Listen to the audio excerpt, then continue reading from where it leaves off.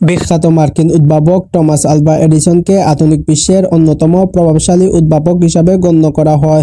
তার আবিষ্কারে ঝুলতে রয়েছে বৈদ্যুতিক bulb, talking doll, electric pen, alkaline battery, stock ticker ইত্যাদি। তাকে আধুনিক বৈদ্যুতিক যুগের পথপ্রদর্শক ও বলা হয় থাকে। এডিসনের জন্ম হয় 1847 সালে যুক্তরাষ্ট্রের মিলানে। তার বাবা পেশায় ছিলেন একজন কৃষক। ছোটবেলা থেকে এডিসন ছিলেন অত্যন্ত কৌতূহলী প্রকৃতির।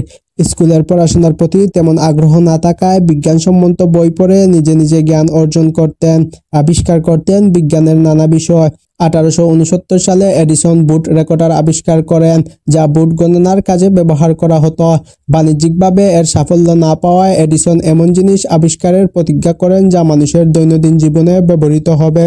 এর ধারাবাহিকতায় এডিসন 1879 সালে বৈদ্যুতিক বাতি আবিষ্কার করেন। যদিও তার আগে বৈদ্যুতিক বাতি আবিষ্কৃত হয়েছিল, তবে তা যথেষ্ট টেকসই ছিল না। কিন্তু এডিসন কার্বন ফিল্টার ব্যবহার করে যে বাতি আবিষ্কার করেন তা একটানা 40 ঘন্টা জ্বলত। শুধু তাই নয়, এডিসন 1877 সালে গ্রামোফোন বা ফোনোগ্রাফ আবিষ্কার করেন। এটি এমন একটি যন্ত্র ছিল যা মানুষের ভয়েস রেকর্ড করতে পারত, আর এই আবিষ্কার তাকে the wizard of Menlo park নামে পরিচিত করে তোলে। টমাস আলভা এডিসনের আরেকটি চমৎকার আবিষ্কার ছিল স্ট্রোকটিকার প্রিন্টার। এই যন্ত্র এডিসনের আগেই আবিষ্কৃত হয়েছিল, তবে তিনি এই প্রিন্টারের কিছু যন্ত্রের পরিবর্তন ও ডেভেলপ করেন, যার মাধ্যমে শেয়ার মার্কেটের দর দেখা যেত। পরবর্তীতে টমাস আলভা এডিসন এই স্ট্রোকটিকার প্রিন্টার $40,000 বিনিময়ে বিক্রি করেন। এছাড়া 1901 সালে টমাস আলভা এডিসনের সর্বশেষ বড় আবিষ্কার ছিল অ্যালকালাইন ব্যাটারি। এটি আবিষ্কার করা হয়েছিল ট্রেন, গাড়ি বা অন্যান্য বৈদ্যুতিক ডিভাইসে কার্যকরভাবে ব্যবহার করার জন্য।